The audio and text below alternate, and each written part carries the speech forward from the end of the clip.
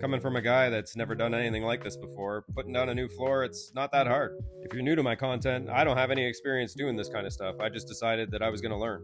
So you're not going to get a flooring tutorial out of me here. I'm not here to teach you how to do this type of stuff. I'm here to show you that anybody with no experience can learn how if they want to. If you didn't grow up learning how to fix things and working with tools, it's never too late to learn.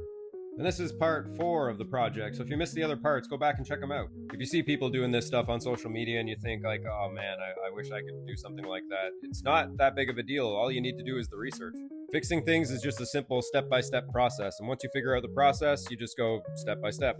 And my assistant Murphy here, who's wise beyond his years, has informed me that one of my planks is not connected properly. So I'm just gonna take it apart and I'm gonna redo it. It took me about 20 minutes, no big deal. I learned from my mistake and I'm gonna move on. Don't let being afraid of making a mistake stop you from learning new things. Mistakes are no big deal. As long as you learn from them, you're gonna be all right.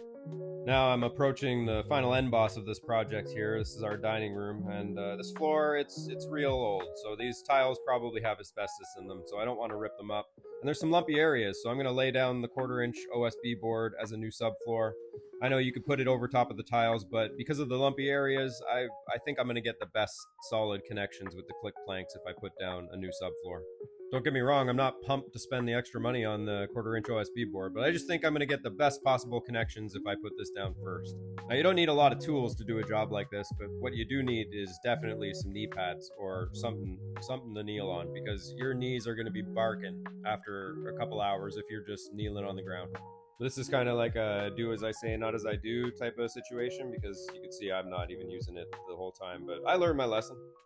But don't be soft, get in there. A little pain, it just makes you stronger, build some character. You can do this type of thing if you're living in your house too. I mean, look, we have furniture everywhere. We're having to move stuff from room to room. I'll do half the floor, we'll move the rest back onto the floor that's done.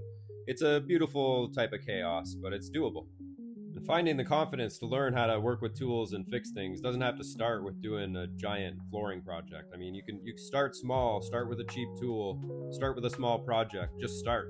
What we're going through here is we got to learn everything, and we got to learn it really fast because we're bringing this property back from the dead, and it's come a long way.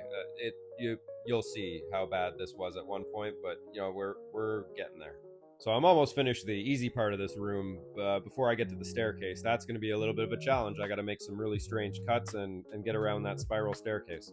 So if you like this video and this content's for you, go back and check out the other parts. I mean, if you need motivation to start learning how to do something like this, just look at me. I didn't know how to do any of this, and I've figured it out. And there's no reason why you can't do the same thing.